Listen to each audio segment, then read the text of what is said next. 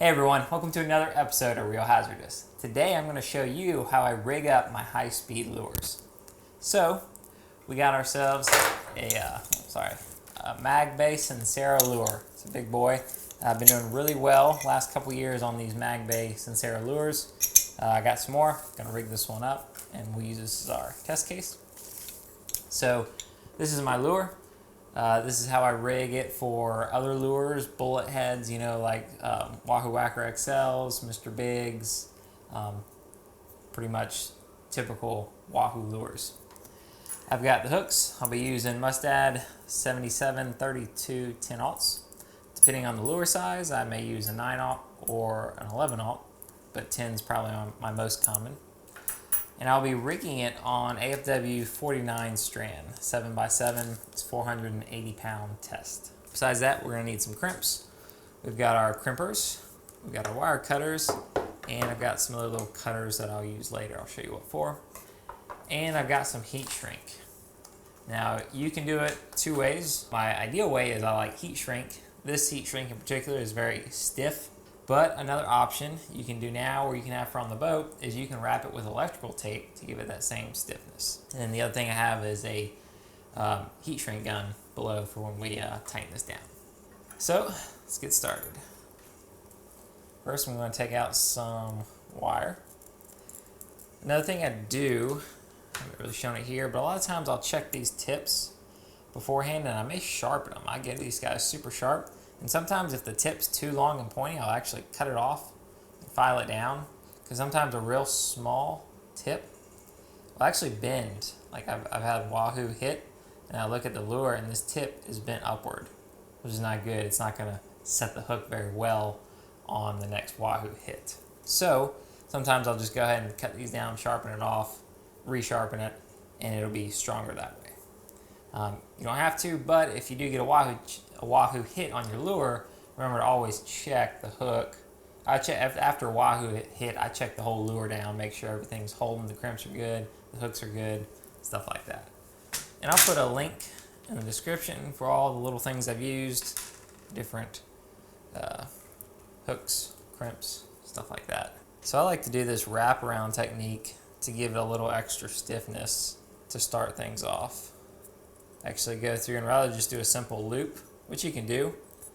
I'm going to go ahead and wrap it around the shank. I wrap it around the shank about 1.5 times so it comes back out the bottom like this. I can tighten it up, pull that tight. So as you can see, this is already very stiff. If this was just a loop, this hook would be hanging straight down. It would be very flexible.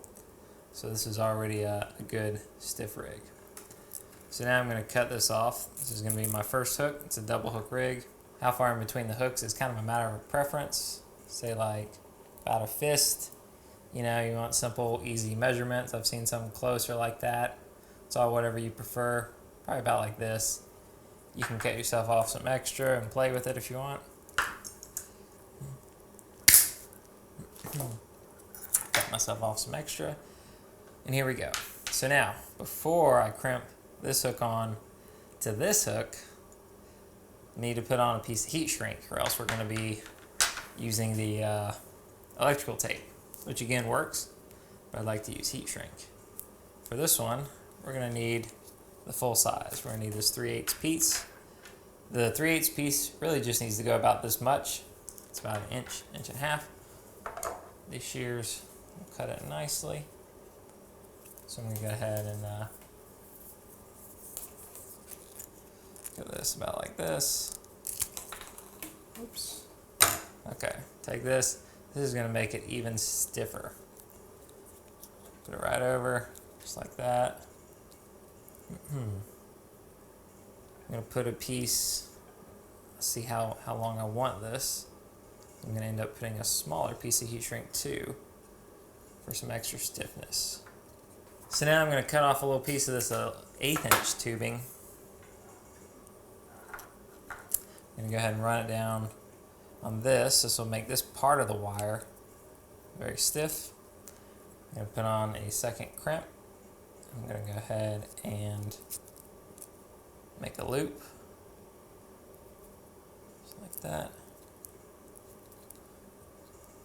Slide it up a smidge. And I want to make sure that this loop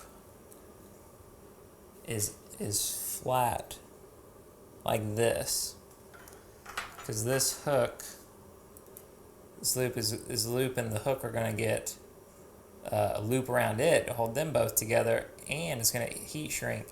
And you want these to be in line. You don't want them, you know, crooked. Might make your lure spin. You might not get the good hookups.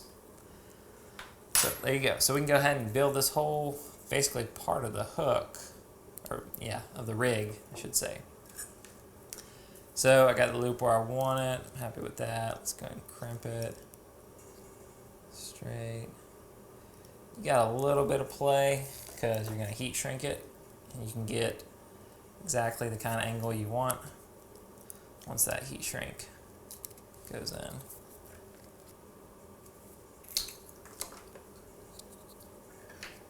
Take about 1 inch of this heat shrink. There we go. I'm just going to slide it up here. This is the 1/4 inch heat shrink. Now I'm going to slide the second part of the rig on. You don't have to actually heat shrink it till you got it all in place. It's kind of hard to pinch on sometimes. There we go. So it's got a little bit of tension on it. That's good. I can kind of, at this point, get my inline rig. As you can see, it's looking good. It's stiff. It's already pretty stiff, not falling down. That's good. It's in line. I can play with it, get it where I want it. I like that. Looks good. Now is where we get to put our leader on. Now this next piece is going to be however long you want your leader. Typically probably do about 6 feet, 5.5, something like that. I don't want the lure to slide too far up. You can do 4 foot. You know, think about the size wahoo you want to catch. We're going to have a heavy mono shock leader, so I'm not worried about it getting tail whipped. So you can do 5 feet, 4 feet. If you want something really stealthy, you can do a couple feet. If you really want your mind blown, I've actually rigged the top part of this leader all mono. It's an all mono rig lure. Had that, my first lure, I've been trolling that for 10 years. Hasn't been cut off yet, thankfully. My wingspan, distance from my arm, is how I do all my rigs. It's 5.5 feet, if you can see that.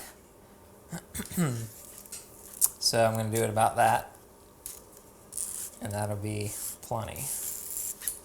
Now it's just a basic loop crimp like the last one we did. All I got to do is go up. So easy. You can do it all this way and just heat shrink it or tape it, and it'll be so easy to do. You'll be very happy. I put in a little bit extra work now just because I think the little details will pay off in the long run.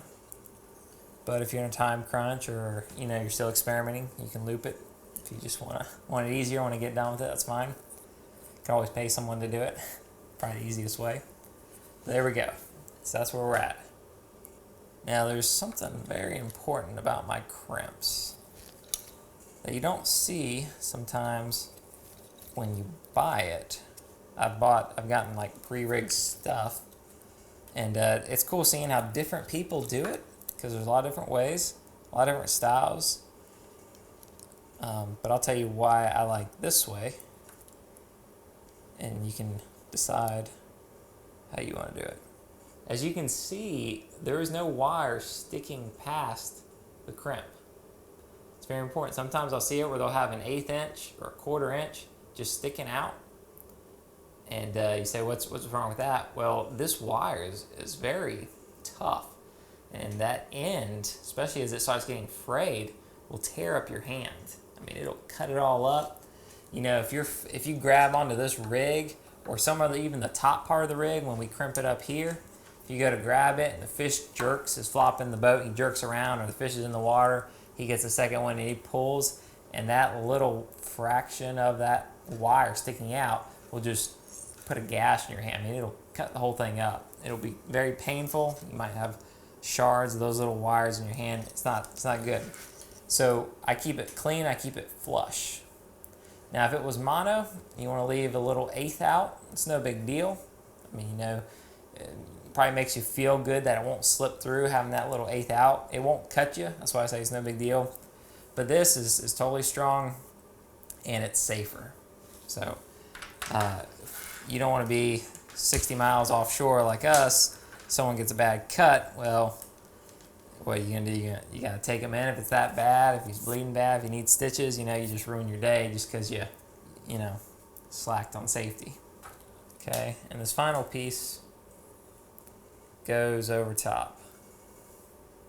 Goes over all of them.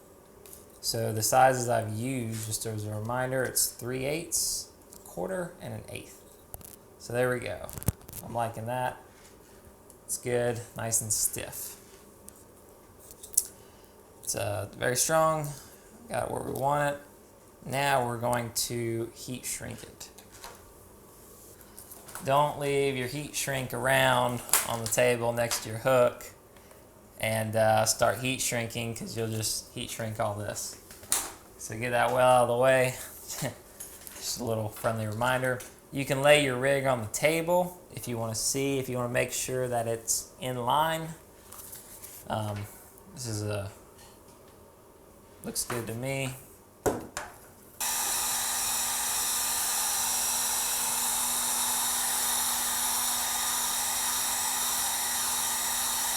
It will be a little warm, but if you need to make sure your hooks are adjusted right where you want them, go ahead and just do that. So this is a very stiff rig. This is what we want for Wahoo. If you ever take like a regular rig with just a loop and push down on it, and this is just going to kind of bend back on the pressure like on a regular one, but on this one you feel it digs into your hand. These are both very stiff. They're going to really set the hook. So there you go. Easy enough. Now we're going to put it on the rig, but if we put it on just like this, it's going to be pretty high up in the lure. So if we do this, this is what it looks like. And that's just not what we want. This hook's way too high up here, and you got a lot of skirt covering it. So now we just use beads as a spacer. You can use like Bill Fisher ones like these. These are strong. Usually glow beads. Mine are, they kind of lost their glow. Or you could just use regular arts and crafts kind of beads, just little plastic beads. Doesn't matter. Some people use weights, like a 1 ounce sinker.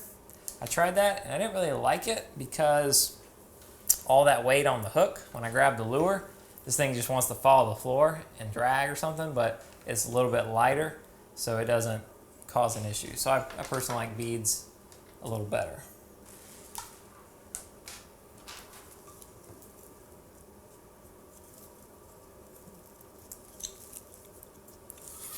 Okay. Pull it out here. Looks good. I like that. Now we can put a crimp on the end. Got one more crimp. Now I don't do just a loop here either. I do this offshore, I call it offshore loop knot. You just make a loop and then you go through that loop again. So you got this. See what I mean? And tighten it up a little bit. This kind of gives you, makes it stronger, less likely to come uncrimped, and it should protect it a little more from chafing, because this is where the snap swivel is going to go for your shock leader.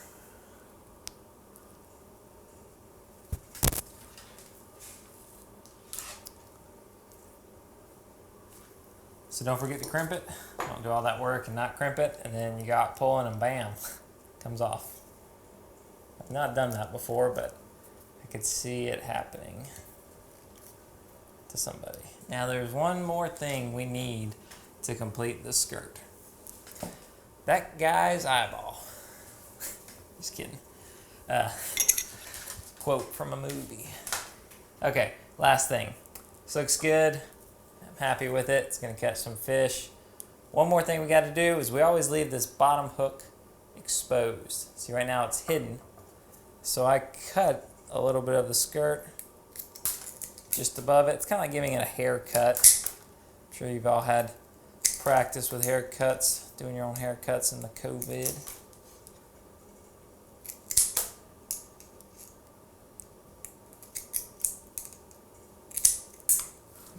Okay, missed the spot. So now it is ready to go. It is ready to catch fish. This is how I like to do my Wahoo rigs, if any of you were wondering. There you go, guys. Wahoo rig, ready to catch some fish. If you have any questions about how I rigged this up, any thoughts, you want to know any alternatives, by all means, comment, let me know. I'll help you out as best we can. Thanks for watching the video. Don't forget to like, subscribe, and share with your friends, and we'll see you next time.